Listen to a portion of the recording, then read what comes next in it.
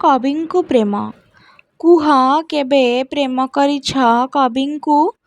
ମନର କଥା ଖୋଲି କହିଛ ତାଙ୍କୁ? ସେ କବି ବୋଲି କ'ଣ ତୁମକୁ ଡର ଲାଗେ ତୁମ ମନ କଥାକୁ ଖୋଲି କହିବାକୁ? ସେ ତୁମ ପ୍ରେମ ପ୍ରଶ୍ନ କାଳେ ଖାରଜ କରିଦେବ। ତେଣୁ ତୁମେ କବିତାରେ ପ୍ରେମ ପ୍ରତିଶ୍ରୁତି ପାଇଁ ଚିନ୍ତା କରିବ। ସେ ପ୍ରେମପତ୍ରକୁ କବିତାରେ ନ ବୁଝି କବିତାରେ ତ୍ରୁଟି ବାହାର କରି ବସିବ।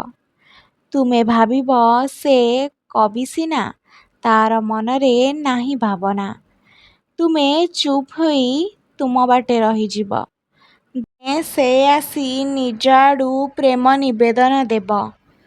ସେ ଦିନ ତୁମେ କହିବ ତୁମ କବିତା ବୁଝିବା ମୋ ପକ୍ଷେ ନୁହେଁ ସମ୍ଭବ।